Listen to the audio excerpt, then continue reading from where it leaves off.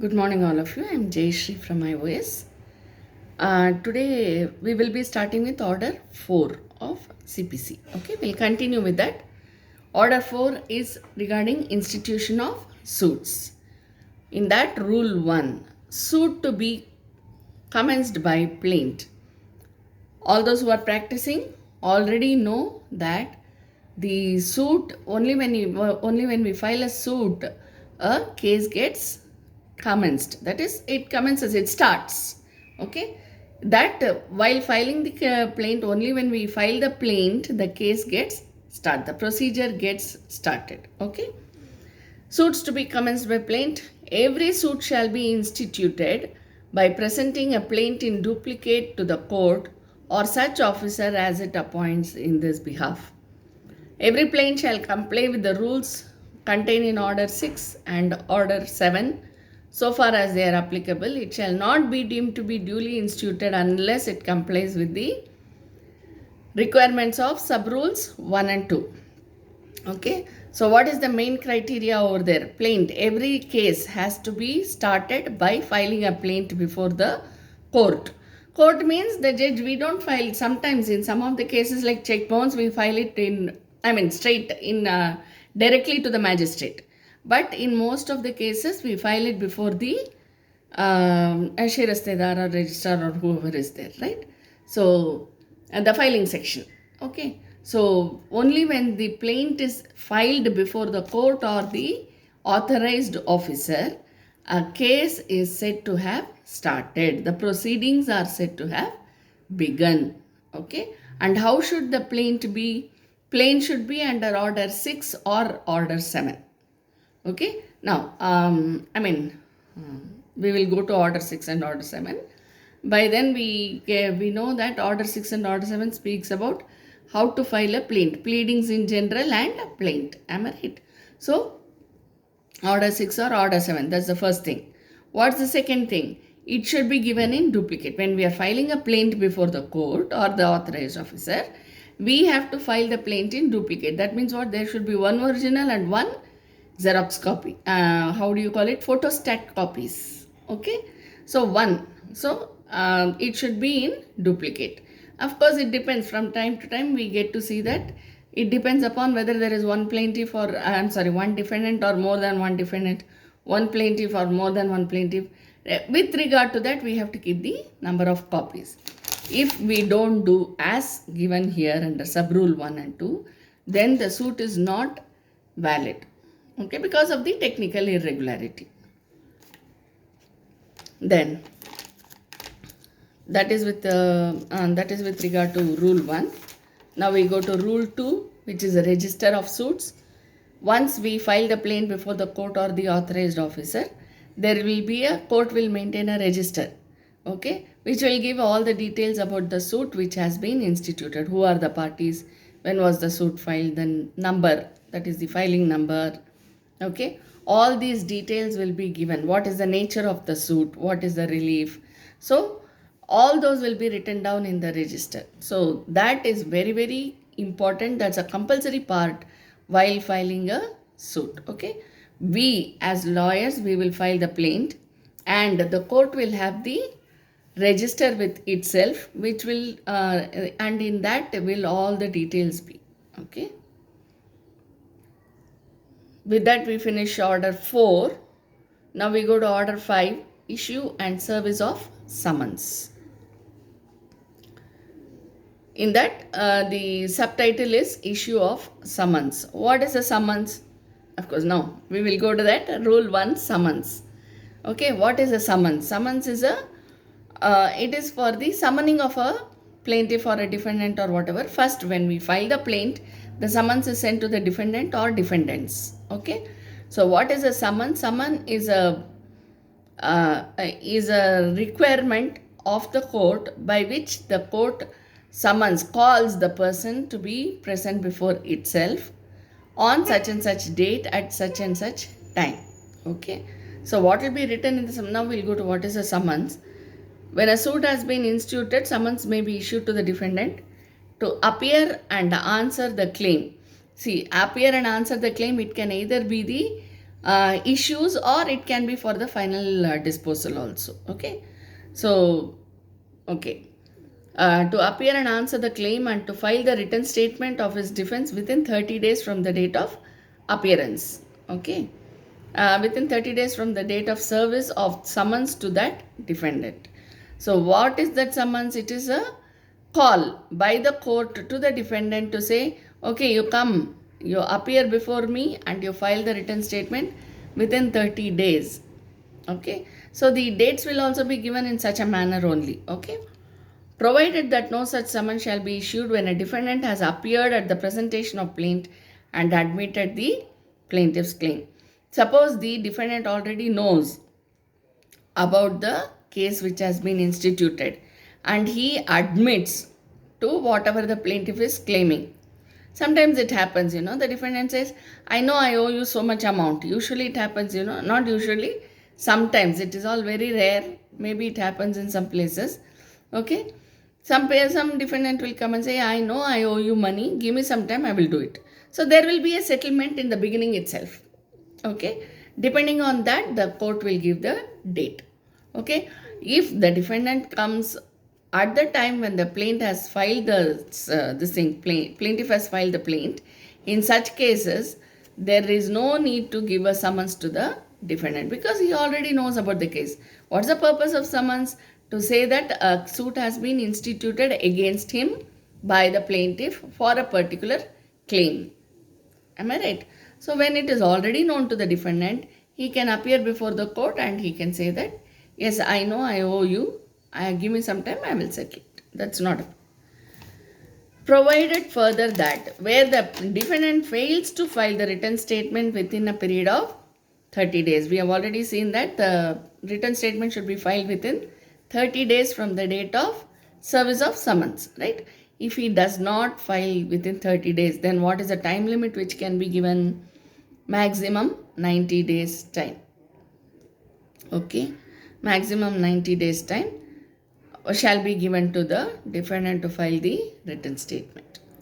Defendant to whom a summons has been issued under sub-rule 1 may appear in person or through a pleader or by a pleader accompanied by some person able to answer all such questions. See, it can either be by himself or through a pleader accompanied by another person who has knowledge about this facts in issue. Okay.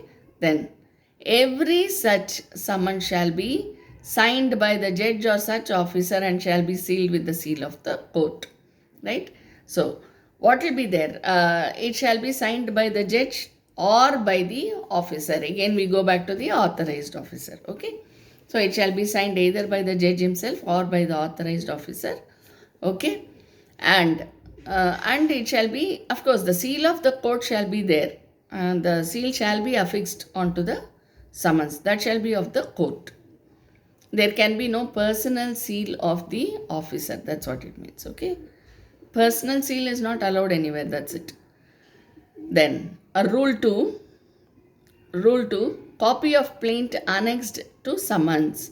So, copy of plaint, as we have already read in the previous order, the plaint should be accompanied by duplicate. It should be accompanied in duplicates, right? So, it depends upon the number of defendant or defendants. Clear? So, for each summons, suppose there is one defendant, there will be only one summons and then one copy shall be attached to the summons. Okay. In case there are more than one defendant, say for example, there will be 5 defendants. How many copies should the plaintiff then give to the court?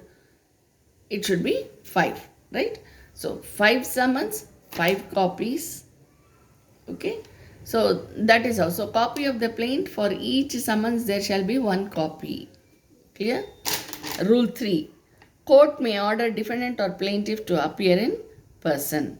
Whenever the court is of the opinion that the plaintiff or defendant should appear in person, okay, not through the pleader or pleader and somebody else, we have 3 options over there.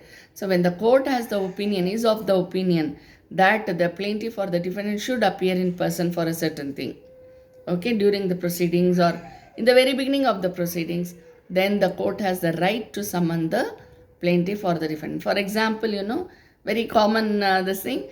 When it comes to evidence stage, automatically the party should appear in person. It is not the pleader who is going to give the evidence. Am I right? So it will be the party in person or anybody whom he has authorized to appear. Right? That's the legal representative, right? Agent, legal representative, and all those people. Then, where the court sees reason to require the personal appearance of the plaintiff on the same day, it shall make an order for such appearance. So, it can either be the defendant or the plaintiff or both of them, whom the court shall summon. Rule 4. No party to be ordered to appear in person unless resident within certain limits. So, what should be the distance?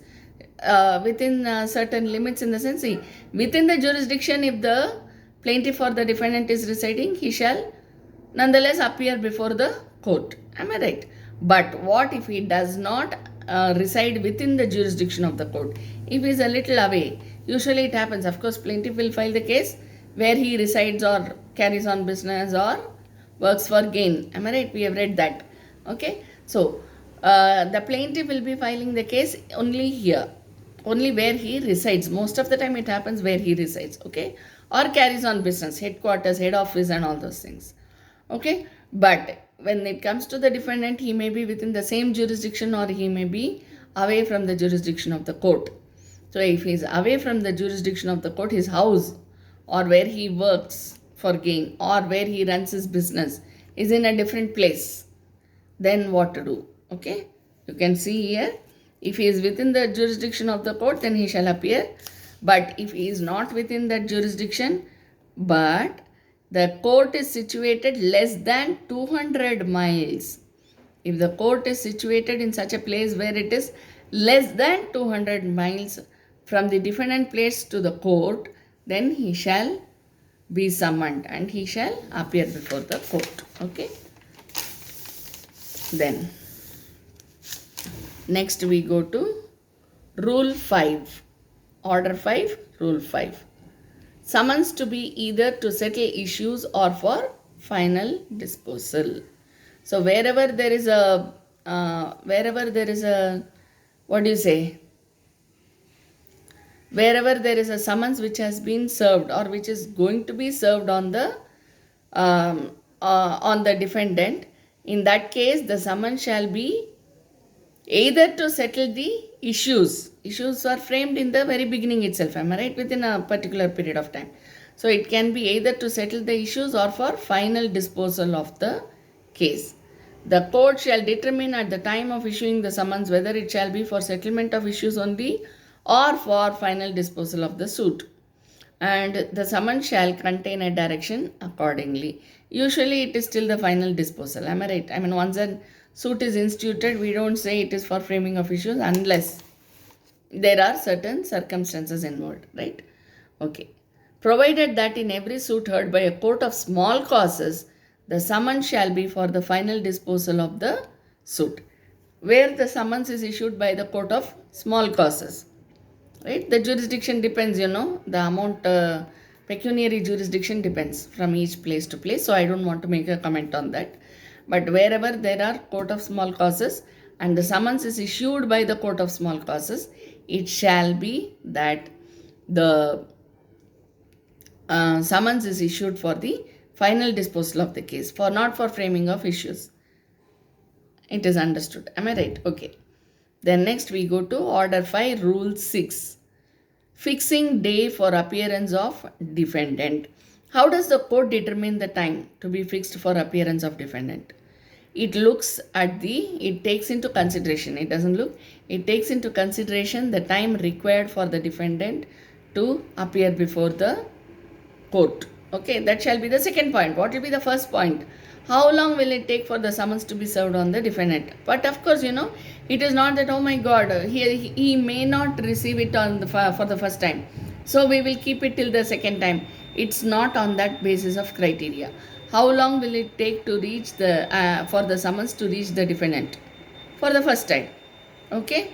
And how long will it take for the defendant to react to this and come to the court for hearing? So some minimum time will be fixed by the court depending upon the distance and the convenience. Okay. Main thing will be the service of summons. So how long will it take for the summons to reach?